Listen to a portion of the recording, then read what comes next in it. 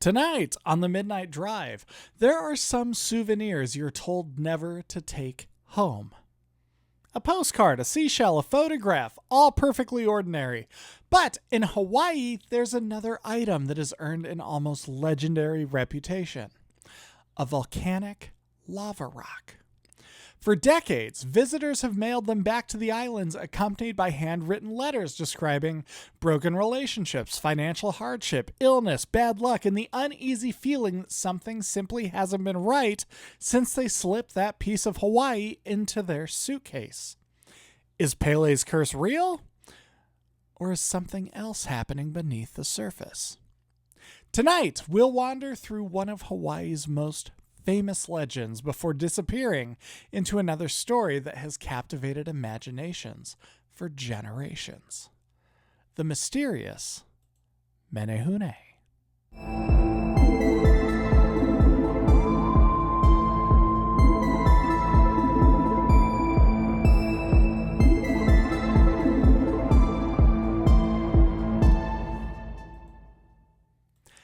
I've always thought souvenirs are strange.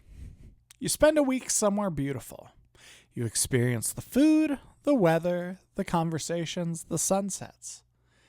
Then somehow you convince yourself that what you'll really treasure 20 years from now is a magnet shaped like a pineapple. Maybe it's just me.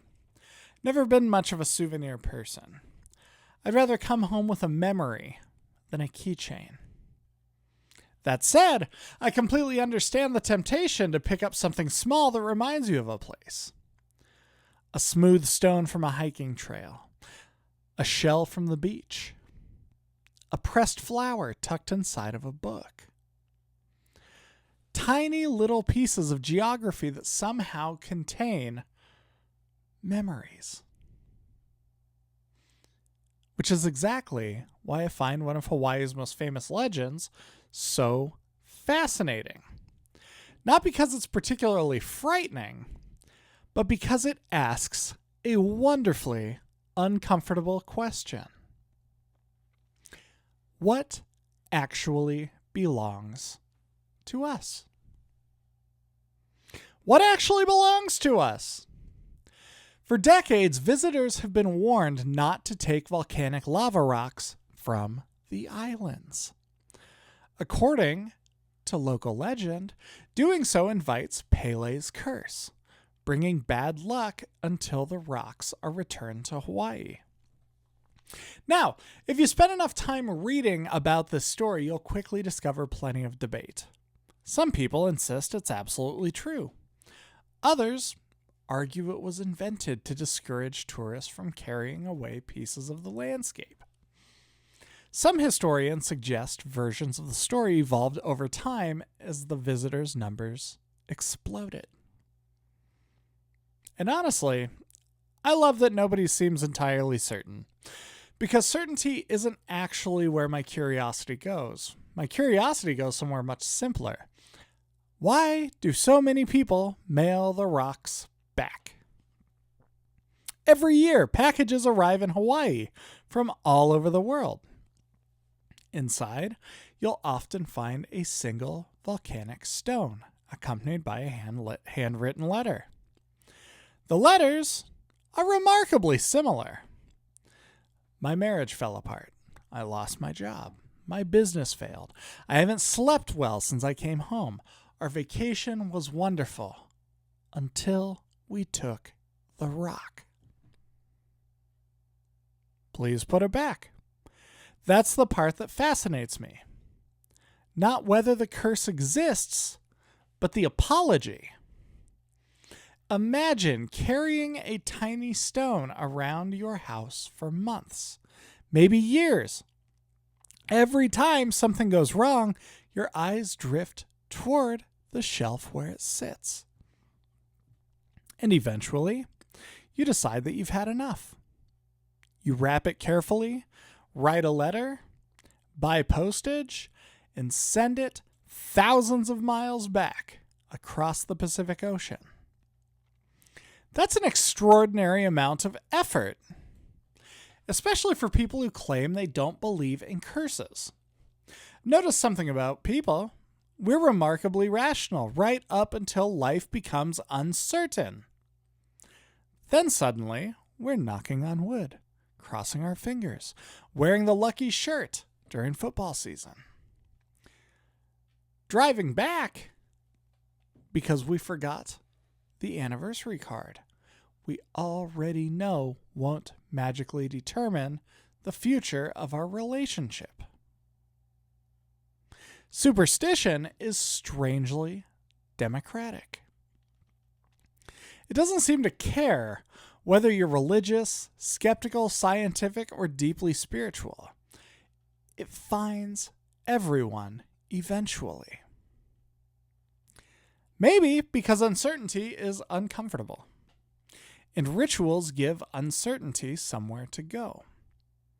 I've wondered if returning a lava rock functions less like breaking a curse and more like making peace. Maybe the act itself matters. You acknowledge that something never belonged to you. You let it go. You move on. There's wisdom in that, especially in a culture that encourages us to collect absolutely everything. Photographs, experiences, followers, status, property, proof that we've been somewhere. Sometimes I think adulthood is mostly learning how to release things instead of acquire them. There's another reason the story has stayed with me. Volcanic rock isn't just a souvenir. It's literally new Earth.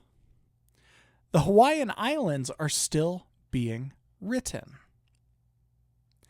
Deep beneath the surface, unimaginable forces continue pushing molten rock upward, slowly reshaping coastlines, one eruption at a time. Stand on a black lava field, and you're looking at land that, geologically speaking, was born yesterday. That's incredible. The ground beneath your feet is still becoming itself. Maybe that's why removing a piece feels different than pocketing a shell. It feels less like collecting and more like interrupting. I could be completely wrong about that, but every story we've explored this week keeps quietly pointing toward exactly the same idea. Respect. Respect the ocean, respect the roads, respect the stories. And maybe respect the land enough to leave it where you found it. I've also been thinking about the irony of paradise. People arrive hoping to escape ordinary life. And then they spend half the vacation trying to take paradise home with them. What a bizarre thing to consider, isn't it? Pictures, videos, souvenirs, postcards, all of the real-time posts that go on Instagram, all of the real-time videos taken that go up on TikTok. Little physical reminders that they were there. But the older I get, the more convinced I become that places aren't carried home in luggage. They're carried home in perspective. I still remember the sound of waves outside my hotel room in Kona. I remember warm air that somehow felt like flowers and salt at the same time. I remember looking across the Pacific at the sunset and realizing there was nothing between me and Asia except for water. Those memories weigh absolutely nothing. Yet they've stayed with me far longer than any trinket ever could. And maybe that's why the legend works. Not because Pele reaches into a suitcase looking for stolen rocks, because it gently reminds us that some places aren't asking to be possessed. You're listening to The Midnight Drive. We just got finished talking about Pele's curse. And in this next segment, we're going to be talking about the Menehune. You know what I love about impossible stories? Every once in a while, you stumble across something that just shouldn't exist. Not supernatural necessarily, just unexpected. And that's the space where the Menehune live. Depending on who you ask, they're tiny people who inhabit the forests and valleys of Hawaii. They're master builders capable of constructing fish ponds, temples, roads, or walls in a single night before disappearing with the sunrise. Some descriptions paint them as mischievous. Others portray them as deeply skilled craftspeople who simply prefer to remain unseen. I've always found that second version so much more interesting. Maybe because I've met people like that. Not tiny people. That would certainly make this a very different podcast. I mean, the quiet experts. The ones who never introduce themselves by listing accomplishments. The carpenters whose joints fit together so perfectly they almost disappear. The mechanic who listens to an engine for 10 seconds and somehow knows exactly what's wrong. The grandmother who cooks an entire holiday meal without opening the recipe book even once. Real mastery has a funny way of becoming invisible, doesn't it? When something is done exceptionally well, we stop noticing the effort altogether. And maybe that's why stories like the Menehune survive. They give extraordinary craftsmanship a face. Or perhaps they remind us that remarkable things often happen while nobody is watching. There's an old saying that success happens overnight after 20 years of work. I think about that every time I hear stories of impossible construction. And when I say impossible construction, it's usually music. You think about all of the musicians that seem to just appear overnight. This is exactly what they're talking about. It appears like they just emerge out of the ashes overnight. But many rock and pop stars are well into their 30s and have been building all of it for over 20 years.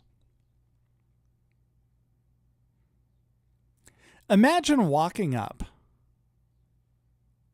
to a stone wall, stretching across a valley that wasn't there yesterday. The legend says tiny builders worked through the darkness. Reality probably involved countless ordinary people carrying one stone at a time. Which version is more beautiful? I'm not sure. I don't. Because folklore has a remarkable ability to preserve emotional truth even when historical details become blurry. I also love that the Menehune aren't conquerors. They're builders. That's rare. Most legends celebrate kings, warriors, explorers, people who take. The Menehune create. Fish ponds, roads, temples. Places where communities gather. There's something wonderfully hopeful about a culture that keeps telling stories about anonymous builders instead of famous heroes. I've noticed we don't celebrate builders nearly enough anymore. Everybody knows the celebrity. Almost nobody remembers the engineer who designed the bridge, the mason who laid every brick, the electrician who made the lights work, the people who quietly improve the world without expecting applause. Maybe every society needs legends that remind us invisible work still matters. I've been thinking about that for a while, recording this Hawaii series. Nobody listening will ever know how many notes ended up in a field journal before becoming these conversations. They don't know about the paragraphs that we deleted, the ideas that didn't work, the rabbit trails that quietly disappeared before they didn't serve the story anymore. And that's exactly how it should be. The final piece should feel effortless, even though it isn't. I think about old cathedrals sometimes. People travel across the world to admire stained glass windows and soaring ceilings. Almost nobody knows the names of the stonecutters who spent decades shaping individual blocks that would eventually disappear into the finished building. Anonymous excellence. There's something deeply beautiful about that.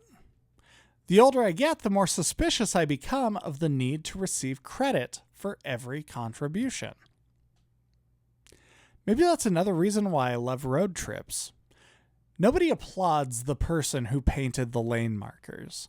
Nobody thanks the engineer who calculated the bridge supports. Yet we trust their work every single day with our lives. Invisible craftsmanship surrounds us constantly. Maybe the Menehune are simply folklore's way of saying, somebody cared enough to make this well. I like that. I really like that. There's another detail I find strangely comforting. Most versions of the legend insist the builders leave before sunrise. They're never interested in standing around while everyone admires their work. They simply move on. Can you imagine how different the internet would be if more of us adopted that philosophy? Create something, leave it a little better than you found it, disappear. No victory lap, no comment section, no desperate search for validation, just quiet craftsmanship. Maybe that's unrealistic. Maybe people have always wanted recognition. But I still find myself drawn towards stories where the work matters more than the worker. Perhaps that's why these legends continue surviving generation after generation. They're quietly preserving values. Humility, skill, patience, community, respect. Those words keep following us this week like they're old friends. The Pacific Ocean taught us patience. The Night Marchers taught us respect. The Green Lady reminded us that love keeps searching. The Faceless Lady reminded us that identity matters. And now the Menehune quietly suggest that some of the most meaningful work in the world happens long before anyone notices it. I don't know whether tiny builders ever walked Hawaiian valleys beneath moonlight carrying impossibly heavy stones. I do know that every place I've ever loved bears the fingerprints of ordinary people whose names, historically, were quietly forgotten.